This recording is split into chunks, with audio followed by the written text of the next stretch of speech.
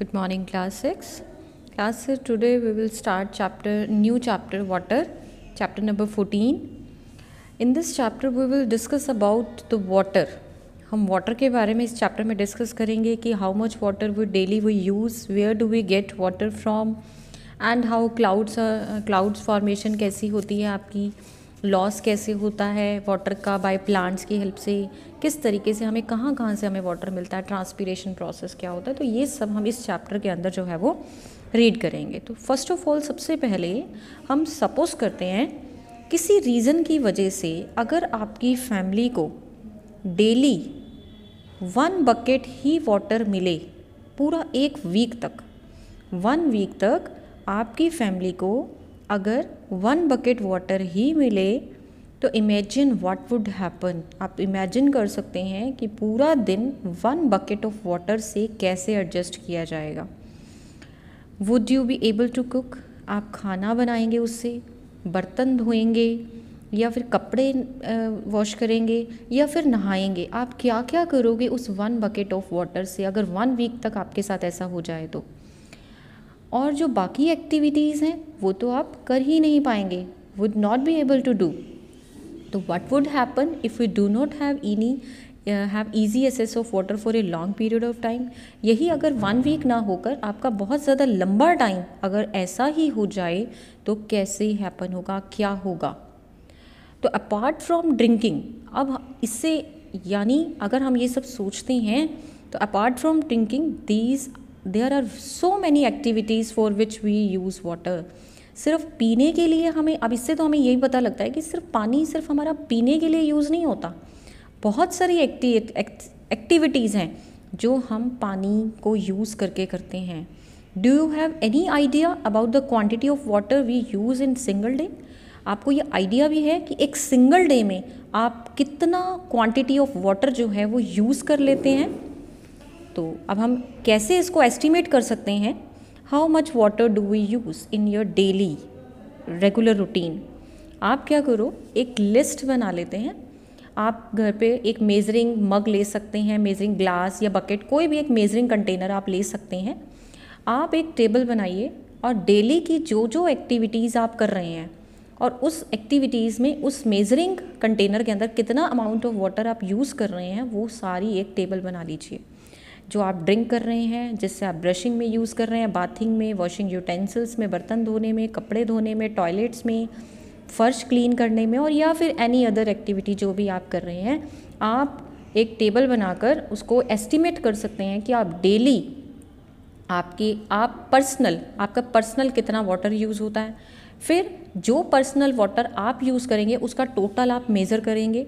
Total measure करके उसको आपके पर पर्सन के हिसाब से, अगर आपके फैमिली मेम्बर में 4 मेंबर्स हैं या 6 मेंबर्स हैं, जितने भी मेंबर्स हैं आपकी फैमिली में, आप उनका सबका मल्टीपल करेंगे। अगर 4 मेंबर्स हैं तो आप अपनी टोटल क्वांटिटी से, अप्रॉक्स है ये तो आप यूज़ कर रहे हैं, हो सकता है आपकी फैमिली के मेंबर इससे भी ज़्यादा यूज़ कर रहे हो, इससे कम यूज़ कर रहे हो, तो जस्ट एक एस्टिमेट करते हैं कि एक पर पर्सन आपका जो एस्टिमेट निकला है वो पर पर्सन आपके घर में यूज़ हो रहा है। तो आपके अगर 4 पर्सन्स हैं तो वो जो टोटल क्वांटिटी होगी, मेज़रमेंट होगा, आप उसको 4 से मल्टीप्लाई करेंगे। तो ये तो सिर्फ आपके फैमिली मेम्बर का होगा, लेकिन आप जिस भी विलेज में रहते हैं या किसी सिटी में रहते हैं, आप जहाँ पर भी रहते हैं उसके आसपास उस एरिया के अंदर कितने लोग रहते हैं उन सब का आप मल्टीपल करेंगे। तो इस तरीके से करते करते आपको ये पता लग जाएगा कि कितना एस्टिमेशन ऑफ वाटर जो है वो डेली का यूज़ हो रहा है। तो अगर फिर आप ये कंपेयर करना, क्या डिफरेंट रीजन्स पे रहने वाले लोगों को क्या उतना पानी मिल रहा है। तो आप अगर उनको उतना पानी नहीं मिलता तो आप सोच सकते हैं कि वो कैसे मैनेज करते होंगे। अगर आप कम से कम पानी भी यूज़ कर रहे हैं डेली रूटीन में, तो अगर वो भी उनको नहीं मिल रहा तो आप सोचिए कि what would happen, how do they manage, वो किस तरीके से मैनेज करते होंगे जब उनको इन चीज़ों के लिए पानी नहीं मिलता होगा। तो ये एक्टिविटीज़ जो आपने नोट की ये तो मेन एक्टिविटीज़ थी, और अगर बहुत सारी और भी अदर एक्टिविटीज़ हैं जो कि हमने इसमें नोटिस ही नहीं करी हैं, जैसे कि वो वीट है, राइस, पल्सेस, वेजिटेबल्स और मैनी अदर फूड आइटम्स के लिए हमें डेली वाटर की ज़रूरत पड़ती है। कभी हम उसको वॉश कर रहे हैं या फिर उसको बनाने के लिए हमें पानी चाहिए। तो सम ऑफ द फाइबर्स, इवन यहाँ तक कि हमें पता है कि ये जो वेजिटेबल्स हैं, जो हमें कपड़े हैं, जो हमारे फाइबर्स हैं, जो कि फैब्रिक बनाने के लिए हमें प्लांट्स से मिलते हैं, जो fibres, some of the fibre that we use for making fabric that is come from the plants. अब प्लांट्स को भी तो पानी की ज़रूरत होती है, उनको ग्रो करने के लिए भी हमें पानी उनको देना पड़ता है। तो इस तरीके से water is used in industries also. Gardener भी यूज़ कर रहा होता है, इंडस्ट्रीज़ भी उसको यूज़ कर रही होती हैं। तो दैट्स वाई सिर्फ इन एक्टिविटीज़ के लिए हम पानी यूज़ नहीं करते, हम और भी अदर ऐसी एक्टिविटीज़ हैं जो हम नोटिस ही नहीं करते और हमें उनमें पानी की बहुत ज़रूरत होती है। So we need water not only for our daily activities but also for producing many things.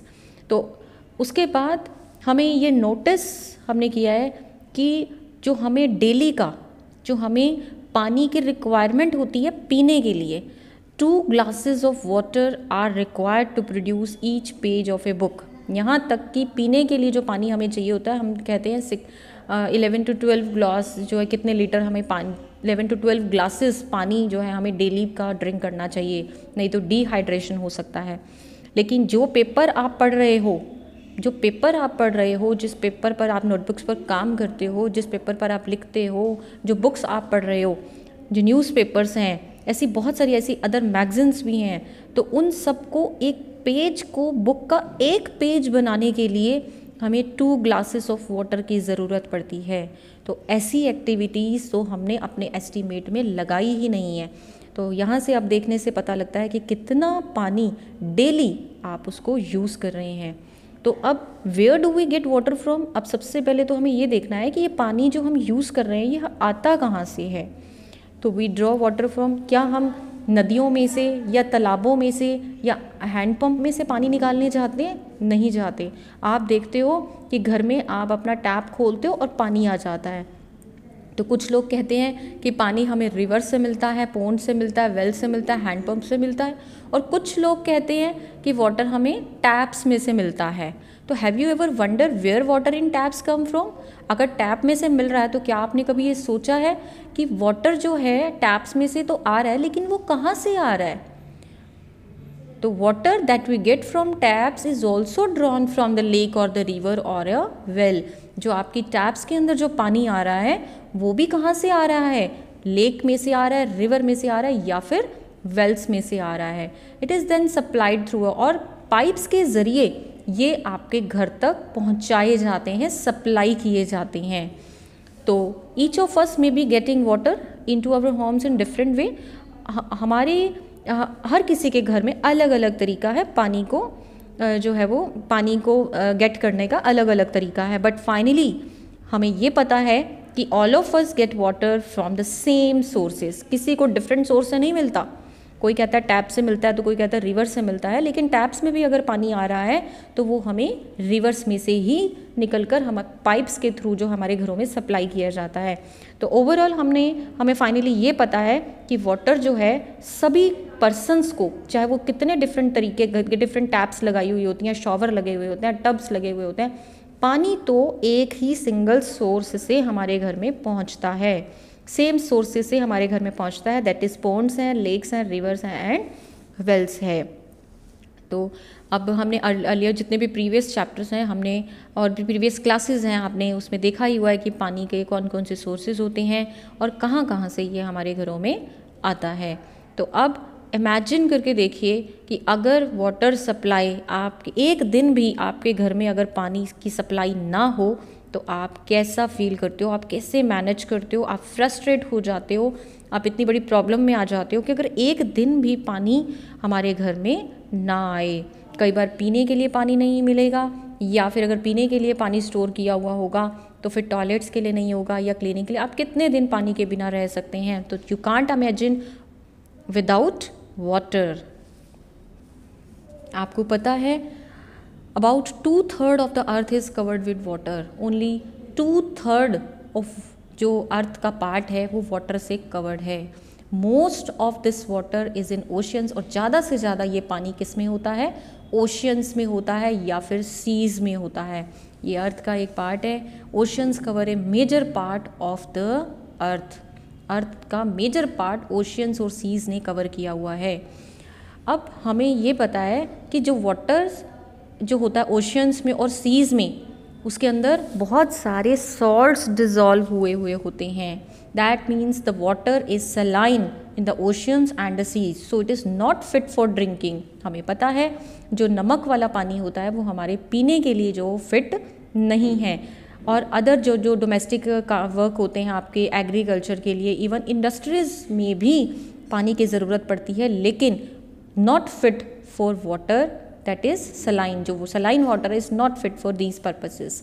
तो एक साइंटिस्ट था, एक पोइटर था, उसने एक एसटी कॉलेरिज 1798 में उसने एक पोएम बनाई थी पोइटर ने, water water everywhere nor any drop to drink. उसने एक पोएम बनाई थी। उस पोएम में उसने डिस्क्राइब किसके बारे में उसने इसमें डिस्क्राइब किया था, उसने उन सेलर्स के बारे में डिस्क्राइब किया था जो इस ओशियन में जाते जाते लॉस्ट हो गए थे, उनका कहीं अता पता नहीं चला था। उन फ्लाइट्स ऑफ सेलर्स के बारे में ये बात कर रहा है जो कि लॉस्ट हो गए थे ओशियंस में, समुद्रों में डूब गए थे। फिर भी ओशियंस को एक इम्पॉर्टेंट रोल प्ले करने के लिए माना जाता है। Oceans play an important role in supplying the water that we use. तो अगर पानी नहीं होगा, ओशियंस नहीं होंगे तो हमें पानी नहीं मिलेगा। तो oceans play an very important role in supplying the water that we use. Do you find this surprising? लेकिन आपको यह हैरानी तो हो रही होगी कि फिर भी इसका कितना इम्पॉर्टेंट रोल है, जबकि कितने जो सेलर्स थे वो इसमें लॉस्ट हो गए थे, फिर भी ओशियंस का बहुत बड़ा एक इम्पॉर्टेंट रोल है। After all the water that we use is not salty. After all, the water that we use is not salty. Many of us lives in places far away from the oceans. यहाँ तक कि हम बहुत दूर दूर जगहों पर रहते हैं ओशियन से, लेकिन फिर भी हमें पानी जो मिलता है वो सॉल्टी नहीं मिलता। हमें बिल्कुल सही होकर पानी जो है वो हमारे पास, हमारे घरों में बिल्कुल सलाइन वाटर, नमक वाला पानी जो है हमारे घर तक नहीं पहुंचता। वो बिल्कुल क्लियर वाटर जो है वो हमारे घर तक पहुंचता है पाइप्स के थ्रू। अब हम डिस्कस करेंगे वाटर साइकिल के बारे में। Where the water cycle comes in, ये वाटर साइकिल कहाँ से आया था। तो सबसे पहले हम पढ़ते हैं डिसअपियरिंग ट्रिक ऑफ वाटर। आपने देखा है आप कपड़े अगर हम हवा में सूखने डाल देते हैं, अगर हम सुखाते हैं हवा में धूप की रोशनी, धूप की लाइट में, तो क्या होता है सनलाइट में अगर हम कपड़े सुखाते हैं तो पानी कहाँ चला जाता है। अगर आप किसी खुले बर्तन में पानी डाल देते हो, सनलाइट में उसको रख देते हो, तो पानी कहाँ चला गया वो तो हमें दिखाई नहीं देता। तो how many times have you notice that water slipped on the floor dries up after some time. आपने कितनी बार ये नोटिस किया होगा कि जो पानी हमने फर्श पर गिराया है कुछ टाइम के बाद देखो वो हमें दिखाई नहीं वहाँ पर, वो तो सूख चुका है, वहाँ पर कोई गीलापन नहीं है, वाटर डिसअपियर हो जाता है। Similarly water disappears from the wet clothes. गीले कपड़ों से पानी कहाँ चला गया और वो तो सूख गए। वाटर फ्रॉम वेट रोड है, रूफ छतों हैं, घर की छतें हैं, फ्यू अदर प्लेसेस है जहाँ पर पानी जो है बारिश के बाद भी अगर पानी बहुत सारा गिरा हुआ होता है तो वो भी क्या हो जाता है, डिसअपियर हो जाता है। अब ये सोचते हैं where does this water go, ये पानी कहाँ पर चला जाता है। तो डू यू रिमेंबर, आपने एक एक्टिविटी 6 कर रखी है चैप्टर 5 के अंदर। उस एक्टिविटी में आपने वाटर और सॉल्ट को अलग किया हुआ है। वो वाटर के अंदर जो नमक मिला हुआ था आपने उसको अलग किया था। वहाँ पर वो आपने कैसे अलग किया था, बाय हीटिंग। आपने उस पानी को गर्म किया था, बहुत अच्छे से गर्म किया, उसको अच्छे से बॉयल हो रहा था। अब पानी तो था वो तो इवेपोरेट हो गया था और आपने देखा था कुछ टाइम के बाद वहाँ पर सिर्फ सॉल्ट रह जाता था। Salt was left behind. तो वाटर तो इवेपोरेट हो गया था और सिर्फ नमक रह गया था। तो ये एक्टिविटी हमें ये आइडिया देती है कि ऑन हीटिंग, हीट करने पर वाटर चेंजेस इनटू वेपर्स। ये एक्टिविटी हमें आइडिया दे चुकी है कि हीट करने पर वाटर जो है वो वेपर्स में चेंज हो जाता है और सिर्फ जो सॉल्ट है वो नीचे रह गया था। तो ये आइडिया हमें देता है कि जो कपड़े जो सूख रहे हैं इनमें भी क्या होता है, अगर हम सनलाइट में इसको सुखाते हैं तो वाटर जो है वो तो इवेपोरेट हो जाता है सनलाइट की हेल्प, सन की हीट से, और कपड़े जो हैं वो ड्राई हो जाते हैं। तो वाटर वेपर्स जो है वो कहाँ पर गए। अब बात आती है वाटर वेपर्स तो वाटर वेपर्स बनकर गए कहाँ, ये आपको फिगर में छोटे छोटे वाटर ड्रॉपलेट्स जो दिखाई दे रहे हैं ये कहाँ गए, ये एयर में मिक्स हो गए, ये एयर का ही एक पार्ट बन जाते हैं जो कि हमें दिखाई नहीं देते। Also found that heating is essential to convert, अब हमें ये तो पता लग गया कि वाटर को अगर वेपर्स में कन्वर्ट करना है तो हीटिंग तो एसेंशियल है, इम्पॉर्टेंट है। So we have seen that water changes into vapours also from the fields हैं, रोड्स हैं, रूफ टॉप्स हैं, अदर लैंड एरियाज हैं। So we all discussed in chapter 5। Chapter 5 में हमने ये डिस्कस किया हुआ कि किस तरीके से पानी और नमक को अलग किया जाता है। इवन जो सी है, जो शैलो पिट्स में जो गड्ढों में पानी जो रह जाता है उसमें वो भी पानी वहाँ से इवेपोरेट हो जाता है, वो गड्ढे भी सूख जाते हैं। तो from where does this water gets heat, it needs to evaporate. तो let us find out activity 2। In this activity you take 2 similar plates, आपने एक जैसी प्लेट्स लेनी है, एक प्लेट को आपने दोनों प्लेट्स में आपने पानी डालना है, एक प्लेट को आपने सनलाइट में रखना है और दूसरी प्लेट्स को आपने छाया में रख देना है किसी अंडर द शेड। आपने 15 मिनट्स या 20 मिनट्स के बाद आप उसको ऑब्जर्व करें, जो सनलाइट में जो आपने प्लेट रखी हुई थी उसके अंदर से जो पानी था, ये पिक्चर देखिए, उसके अंदर जो पानी था वो इवेपोरेट बहुत ज़्यादा हो चुका था और जो शेड के नीचे आपने पानी रखा हुआ था वो कम अमाउंट में हुआ, वो भी इवेपोरेट था बट वो कुछ अमाउंट में हुआ था। तो इससे ये पता लगता है कि अगर डायरेक्ट हीटिंग होगी तो पानी जल्दी इवेपोरेट हो जाएगा और अगर इनडायरेक्ट वे में यानी थोड़ी थोड़ी कम अमाउंट में उसको हीट मिल रही है, ये शेड की वजह से इसकी हीट जो थी वो बाउंड हो रही थी, वो कम मिल रही थी इसको हीट, तो बहुत कम अमाउंट में इवेपोरेशन हो रहा था। But evaporation will takes place whole time, चाहे वो 15 मिनट से उसको 30 मिनट्स या ज़्यादा भी टाइम लग सकता था, लेकिन इवेपोरेशन तो process whole time, whole day जो है ये चलता रहता है। उसके बाद loss of water by plants, अब इसी तरीके से जो प्लांट्स हैं वो भी, उनका भी पानी क्या हो जाता है, लॉस हो जाता है। तो उस प्रोसेस को जिसमें प्लांट्स अपने पानी को लॉस करते हैं, दैट प्रोसेस इज, प्लांट्स को भी खाना बनाने के लिए या फिर अपना फोटोसिंथेसिस प्रोसेस करने के लिए वाटर की ज़रूरत होती है। लेकिन वो वाटर वेपर जो प्लांट्स हैं वो ट्रांसपीरेशन प्रोसेस भी करते हैं। ट्रांसपीरेशन प्रोसेस होता है लॉस ऑफ वाटर, यानी जब एक्स्ट्रा वाटर हो जाता है तो वो उसको इवेपोरेट कर देते हैं। तो as water vapour through the process of transpiration, यानी सनलाइट की प्रेजेंस में फोटोसिंथेसिस प्रोसेस होते हुए ये ट्रांसपीरेशन प्रोसेस भी साथ में ही इसके चलता है, जिससे कि वाटर जो है वो इवेपोरेट हो जाएगा। तो वाटर जो भी वेपर्स की फॉर्म में जाता है वो एयर में एंटर कर जाता है through the process of evaporation and transpiration. और अब ये जो पानी इवेपोरेट हुआ है, जो एयर में एंटर हो चुका है, वो कहाँ गया, तो उससे क्या होता है, वो क्लाउड्स बनना स्टार्ट हो जाते हैं। तो जो हाउ आर क्लाउड्स फॉर्म्ड, ये टॉपिक अब हम नेक्स्ट क्लास में करेंगे।